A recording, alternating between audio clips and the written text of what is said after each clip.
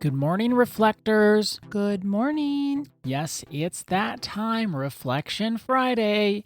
And we're not just reflecting on the week, we're also reflecting on our month of orientation so we can be all prepped and prepared. Guess those are two of the same thing. Prepped is prepared for our month of alignment next week. So you started our reflection off last week. Would you like me to start this week? I would. We seem to go back and forth, and it's working for us, so we'll stick with that pattern. My reflection is on my word of the year, wholeness. I have loved this practice, and I know it's going to carry me the rest of the year. It's interesting and surprising that January's over. Interesting and surprising. Well, it's interesting. Like it went really fast. It went so fast. It was a great month. Learned a lot, not just here on Morning Intentions, but just learned a lot because I'm always learning. I'm always doing something. But it went so fast. It's like I blinked and January's over. So getting to, that's not my reflection, by the way. That's just an aside. So with my word of the year, wholeness, what I've been doing, it's not set in stone, but I have this feeling of what wholeness would feel like. Maybe more of the attributes of what I'm imagining wholeness would feel like. And I'm open to being wrong about what wholeness would feel like. I'm open to getting new information. I'm open to changing what I think it would feel like. But I'm imagining that feeling whole or being whole and that experience of wholeness would be calm. It would be peaceful. I would feel centered. I would take the time to make good decisions. I wouldn't have that urge to act or react. So what I'm doing, and maybe Annette, you want to chime in after I'm done reflecting, and maybe this is applicable to you, and maybe you have a whole different experience with Anchored.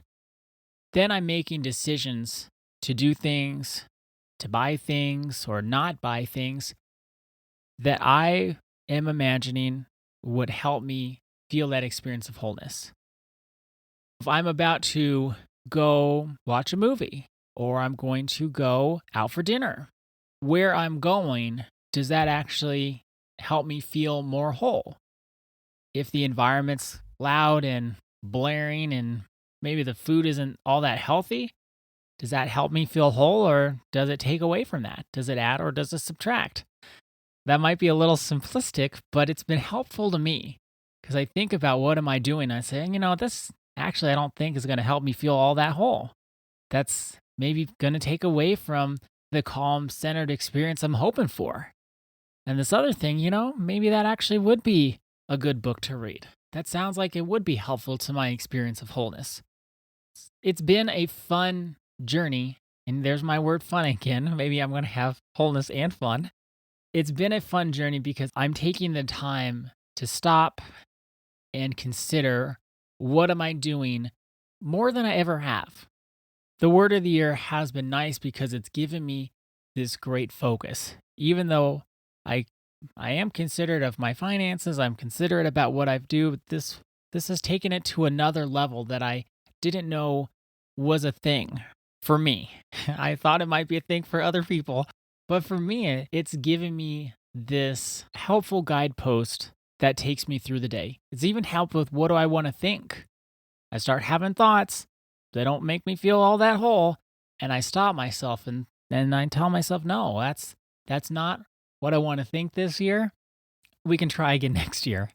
What do you mean try again next year? Like go back? It's more, I don't want to take the option off the table because I've learned that if you have a habitual way of reacting to life, if you say never think that, you're more likely to go there and to think that, or it's stressful. So I say, you know what, it's on the shelf. If I choose to go back the next year, that's a next year problem. But for this year, we're focusing on wholeness. And so that gives a little sense of ease of all my coping strategies aren't totally gone. Well, They're that's what just that is, they're just right? pause for today. That you're saying, "Oh, I don't know if I can let go here, so I'm not gonna throw them off a cliff." You're keeping them in your back closet.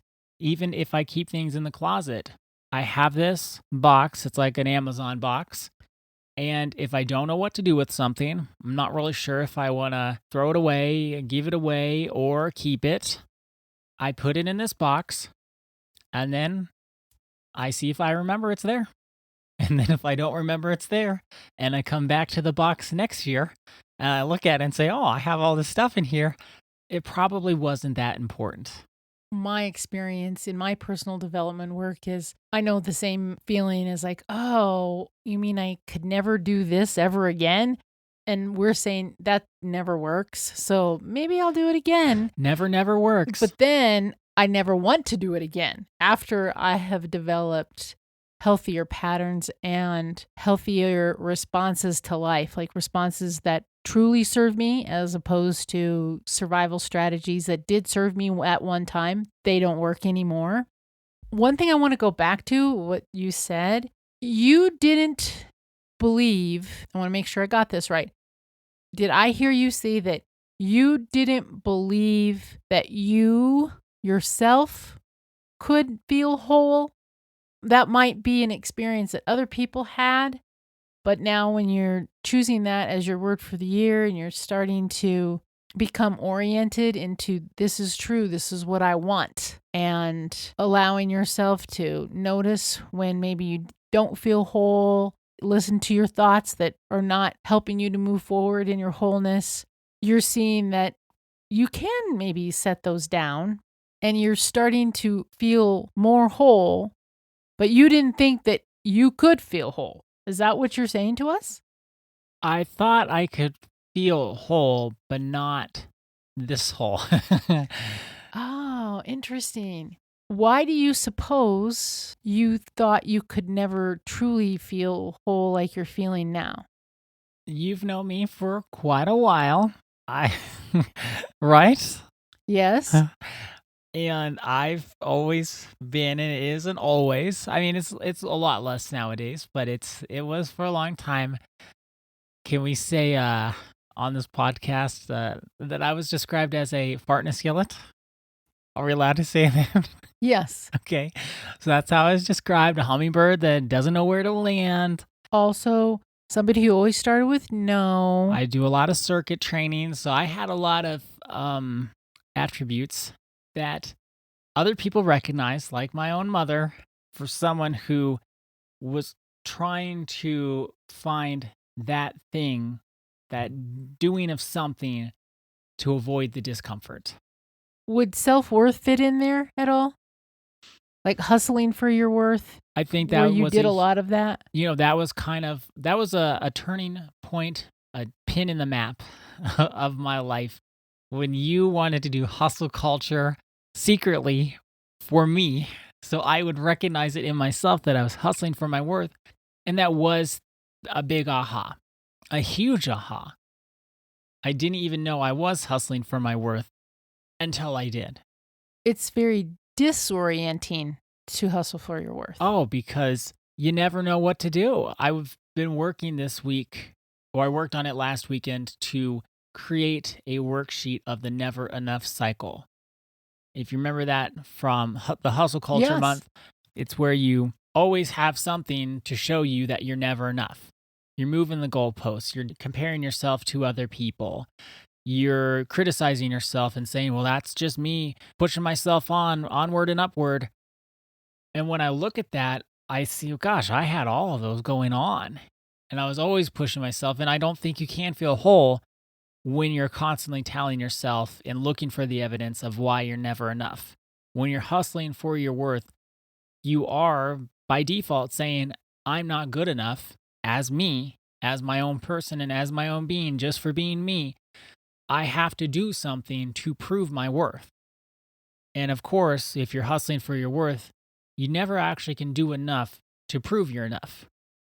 And that, I think, for so much of my life, took away from my sense of wholeness. I think that's where, when I'm saying I thought this was for other people, not for me, because I spent so much of my life hustling for my worth and going and doing. And then I'd burn myself out occasionally and saying, I can't hustle for my worth anymore.